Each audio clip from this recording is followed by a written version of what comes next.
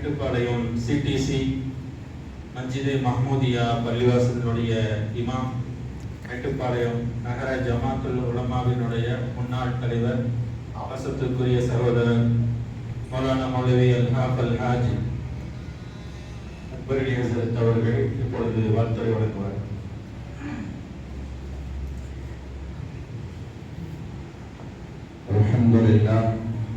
அல்ஹம்துலில்லாஹி ரப்பில் ஆலமீன் வஸ்ஸலாத்து வஸ்ஸலாமு அலா அஷ்ரஃபில் முர்ஸலீன் வ அலா ஆலிஹி வ ஸஹாபிஹி அஜ்மஈன். அம்மா பஅத், ஃபகத் قال الله تعالى في القرآن العظيم والفرقان المجيد وقوله تعالى قل هل يستوي الذين يعلمون والذين لا يعلمون. صدق الله العظيم. அளவற்ற அருளாளனும் நிகரற்ற அன்புடையவனுமாகிய அல்லாஹ்வின் திருநாமத்தால் ஆரம்பம் செய்கின்றேன். உலகத்திற்கு அருள்கொடையாக வந்ததை தாண்டலம் பெருமான் ஸல்லல்லாஹு அலைஹி வஸல்லம் அன்னவர்கள் மீதும், அன்னாரை பின்பற்றி வாழ்ந்த சத்திய சஹாபா பெருமக்கள், தாபிஈன்கள், தபஅ தாபிஈன்கள், இமாம்கள், ஃபுகஹாக்கள், அவுலியாக்கள், அமர்ந்திருக்கக்கூடிய நம் அனைவர்கள் மீதும் அல்லாஹ்வினுடைய கருணை என்றென்றும் பொழியட்டுமாக. கண்ணியத்திற்குரிய அல்லாஹ்வின் நல்லடியார்களே, மஸ்ஜிது தக்வா ஹனஃபி சுன்னத் ஜமாத் பள்ளிவாசல் சார்பாக நடத்தப்படக்கூடிய மதரசா ஆண்டு விழாவினுடைய மஸ்ஜிதுடைய தலைவராகவும் மேட்டுப்பாளையம் ஐக்கிய ஜமாத் பேரவையினுடைய தலைவராகவும் இருக்கக்கூடிய ஹாஜி முகமது ஷரீப் ஹாஜியார் அவர்களே, அதே போன்று முன்னிலை வகிக்கக்கூடிய மஸ்ஜிது தக்வாவினுடைய முத்தவல்லியாக இருக்கக்கூடிய ஜனாப் எஸ்கே முகமது சபீருல்லா ஹாஜியார் அவர்களே, அதே போன்று வரவேற்புரை நிகழ்த்திய மஸ்ஜிது தக்வாவினுடைய செயலாளர் ஹாஜி எம் தாஜுதீன் அவர்களே, துவக்க உரை நிகழ்த்திய மஸ்ஜிது தக்வாவினுடைய கண்ணியமிகு இமாம் மௌலானா மௌலவி ஹாஃபில் காரி அஃஸதுல் உலமா எம் முஹீதீன் அப்துல் காதிர் பாபா சிராஜி ஹசரத் அவர்களே, அதே போன்று நம்மிடத்திலே நல்ல பல கருத்துக்களை வழங்க இருக்கின்ற மேட்டுப்பாளையம் காட்டூர் பள்ளிவாசலுடைய தலைமை இமாம் மௌலானா மௌலவி ஹாஃபில் காரி எஸ் முஹம்மது இல்யாஸ் பாக்கவி ஹசரத் அவர்களே, அதே போன்று வாழ்த்துரை வழங்கிய மேட்டுப்பாளையம் வட்டார ஜமாத் உலமா சபையினுடைய தலைவரும் எஸ்எம் நகர் மஸ்ஜிதே நூரினுடைய தலைமை இமாமும் ஆகிய மௌலானா மௌலவி கைஸ் நூருத்தீன் இம்தாரி ஃபாசில் அர்ஷாதி ஹசரத் அவர்களே, அதே போன்று வாழ்த்துரை வழங்க இருக்கின்ற காட்டூர் கபிரிஸ்தான் பள்ளிவாசலுடைய இமாம் எஸ்எம் அபு தாஹிர் பாக்கவி ஹசரத் அவர்களே, அதே போன்று எனக்கு முன்னால் பேசிய மேட்டுப்பாளையம் ஐக்கிய ஜமாத் பேரவையினுடைய செயலாளரும் காட்டூர் பள்ளிவாசலுடைய செயலாளருமாகிய ஜனாப் அக்பர் அலி அவர்களே, அதே போன்று மேட்டுப்பாளையம் ஐக்கிய ஜமாத் பேரவையினுடைய துணை செயலாளர் ஜனாப் எஸ் எம் அய்யூப் அவர்களே, ஆக வந்திருக்கக்கூடிய ஜமாத்தார்களே, உலமா பெருமக்களே, தாய்மார்களே, உங்கள் அனைவருக்கும் ஆரம்பமாக என்னுடைய சலாத்தினை கூறி சில வார்த்தைகளை உங்களுக்கு முன்னால் பேச ஆசைப்படுகின்றேன். ஹஜரத் அவர்கள் பேசியது போன்று இந்த ஷஅபானுடைய மாதம் என்பது எல்லா இடங்களிலும் அரபிக் கல்லூரிகள் எல்லாம் பட்டமளிப்பு விழாக்கள் நடத்தப்படக்கூடிய காலம், அதுவெல்லாம் முடிவடைந்து விட்டன. ஷஅபானுடைய முதல் வாரத்திலே, இரண்டாவது வாரத்திலே தமிழகத்தினுடைய அரபிக் கல்லூரிகள் எல்லாம் பட்டமளிப்பு விழாக்கள் முடித்து விட்டன, ஏகதேசம் முடித்து விட்டன. இப்பொழுது ஷஅபானுடைய இறுதி தருவாயிலே தமிழகத்தில் இருக்கக்கூடிய அதிகமான மதரசாக்கள் ஆண்டு விழா நடைபெறக்கூடிய ஒரு காலமாக, ஒரு சீசனாக இருந்து கொண்டிருக்கின்றன. இந்த ஒரு வார காலமாகவே நமது ஊரிலே நிறைய இடங்களிலே ஆண்டு விழாக்கள் நடைபெறுகின்றன.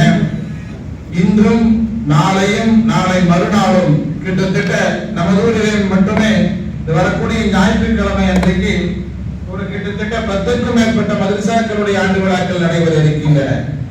ஆக ஆண்டு விழாவுடைய ஒரு சீசனாக இவைகள் எல்லாம் இருக்கின்றன. ஆண்டு விழா நடத்துவதனுடைய நோக்கம் என்னவென்று சொன்னால், குழந்தைகளை உற்சாகப்படுத்தி அந்த குழந்தைகளுக்கு மென்மேலும் மார்க்கத்தினுடைய கல்வியின் மீது ஒரு ஆசை வளர வேண்டும், பெற்றோர்களுக்கும் அதன் மீது ஒரு ஈடுபாடு வர வேண்டும். உலமாக்களை வைத்து இதில் நல்ல பல கருத்துக்களை சொல்லக்கூடிய நேரத்திலே பெற்றோர்களுக்கு மென்மேலும் இந்த மதரசாக்களின் மீது ஒரு இணைப்பு ஏற்பட்டு இந்த மதரசாக்களுக்கு ஒரு முக்கியத்துவம் கொடுக்க வேண்டும் என்பதற்காக வேண்டித்தான் இவைகள் எல்லாம் நடத்தப்படுகின்றன.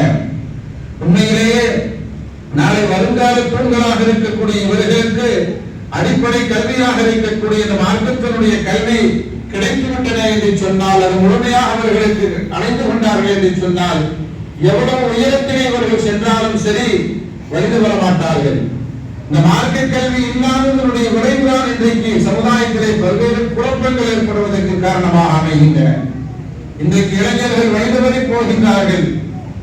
அதே போன்று சிறு வயது பெண்களும் வயது வரை போகுவதற்குண்டான சூழ்நிலை என்னவென்று சொன்னால், இஸ்லாத்தினுடைய புரிதல், மார்க்கத்தை பற்றி சரியான புரிதல் இல்லை. சிறு வயதிலே அவர்களுக்கு மார்க்க கல்வியிலே எந்த விதமான ஈடுபாடும் இல்லாததனுடைய விளைவுதான்.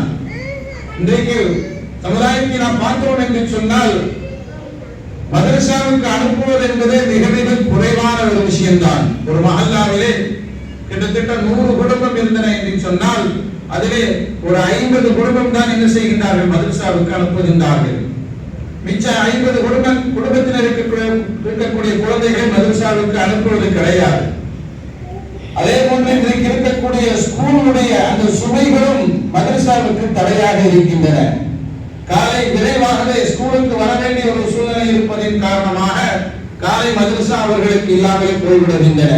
சரி, மாலை மதரசாவிற்கு அவர்கள் வர வேண்டும் என்று சொன்னால், அதிலும் இந்த ஸ்கூலில் ஸ்பெஷல் கிளாஸ் டியூஷன் என்று வைத்து அந்த மாலை நேர மதரசாவுக்கும் வர முடியாத குழந்தைகளாக மாறி போய்விடுகின்றார்கள். இதையெல்லாம் கண்கூடாக நாங்கள் கண்டு கொண்டிருக்கின்றோம்.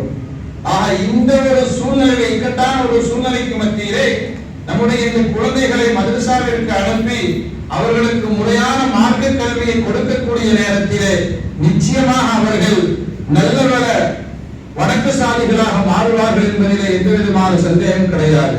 நம்மளுடைய ஊரில் இருந்து இதே போன்று மக்தப மதரசாவிலே ஓடியவர் தான் இன்றைக்கு நாடறிந்த பேச்சாளராக இருக்கக்கூடிய சரீந்தின் ஹசரத் அவர்கள். நம்ம ஊரிலே மக்தப மதரசாவிலே ஓடியவர்கள், பேச்சு போட்டியிலே பரிசு பெற்றவர்கள், இன்றைக்கு தமிழகத்தினுடைய சிறந்த ஒரு பேச்சாளராக இன்றைக்கு அவர்கள் திகழ்ந்து கொண்டிருக்கின்றார்கள் என்று சொன்னால், இந்த ஊரிலே நடைபெற்ற மக்தப மதரசா அவருக்கு ஒரு அடிப்படை விஷயம் என்பதை நாம் எல்லாம் விளங்கிக் கொள்ள வேண்டும். கண்ணியத்திற்குரியவர்களே, அது மட்டுமல்ல, இந்த மக்தப மதரசாக்களுக்கு நாம் பொருளாதாரத்தை அதிகமாக செலவு செய்ய வேண்டும். அதிலே இந்த மதரசாக்கள் அனைவருக்குண்டான என்னென்ன தேவைகள் இருக்கின்றனவோ அந்த தேவைகளை எல்லாம் சரியாக நாம் என்ன செய்ய வேண்டும், பொறுப்புதாரிகளும் மஹல்லாவில் இருக்கக்கூடிய ஒவ்வொருவரும் அதற்கு உறுதுணையாக இருக்க வேண்டும். அதே போன்று அப்படி இருந்தார்கள் என்று சொன்னால், மஹல்லாவில் இருக்கக்கூடிய அனைத்து தரப்பு மக்களும் அந்த மஹல்லாவினுடைய ஆசிரியர் பெருமக்களும் உற்ற துணையாக ஒருவரோடு இணைப்பு பாலமாக இருந்தார்கள் என்று சொன்னால், அந்த இடங்களிலே நிச்சயமாக மக்தப மதரசா சிறப்பாக நடைபெறும் என்பதிலே எந்த விதமான சந்தேகம் கிடையாது. ஆக நம் ஊர் என்பது பெருகக்கூடிய ஒரு இடமாக இருந்து கொண்டிருக்கின்றன. ஒரு காலத்திலே 10 மஸ்ஜிதுகள் இருந்தன. இன்றைக்கு 22 மஸ்ஜிதுக்கு மேற்பட்ட மஹல்லாக்கள் உருவாகி போய்விட்டன. அதாவது வீடுகள் எல்லாம் தூரமான பகுதிகளாக போய்விட்டன. ஆனால் இன்றைக்கு அவர்கள் அந்த தூரமான வீடுகளில் இருந்து மதரசாக்களுக்கு அனுப்புவது என்பது ஒரு அவர்களுக்கு முடியாத காரியமாக மாறிவிட்டன. ஆகையால் மக்தப மதரசாக்கள் என்பது எல்லா இடங்களிலும் நடத்தப்பட வேண்டும், மஸ்ஜிதுகளிலும் நடத்தப்பட வேண்டும். எந்தெந்த பகுதிகளில் எல்லாம் முஸ்லிம்கள் கணிசமாக வசிக்கின்றார்களோ அந்த இடங்களிலே, வீட்டினுடைய மாடிகளிலே ஏதாவது ஒரு இடத்தை ஒதுக்கி அந்த பகுதியில் இருக்கக்கூடிய குழந்தைகளுக்கு அந்த மதரசாவினுடைய கல்வி கிடைப்பதற்கு அந்த பகுதி வாழ் முஸ்லிம்கள் எல்லாம் முழு ஒத்துழைப்பு தந்தால் நிச்சயமாக எல்லா குழந்தைகளும் இந்த மார்க்கத்தினுடைய கல்வியை கற்றுக்கொள்வார்கள் என்பதிலே எந்த விதமான சந்தேகம் கிடையாது. அத்தகைய பாக்கியத்தை அல்லாஹ் சுப்ஹானஹு வ தஆலா நம் அனைவருக்கும் தந்தருள்வார் என கேட்டுக்கொண்டு எனது நிறைவு செய்கின்றேன். வாஹர் தஅவானா அல்ஹம்துலில்லாஹி ரப்பில் ஆலமீன். அஸ்ஸலாமு அலைக்கும் வ ரஹ்மத்துல்லாஹி வ பரகாத்துஹு. சிறப்பான ஒரு வாழ்த்துரை வழங்கிய ஹஸரத் அவர்களுக்கு பள்ளியின் சார்பாகவும் எனது சார்பாகவும் மனமார்ந்த நன்றிகள். ஜஸாக்குமுல்லாஹ் தெரிவித்தாரே.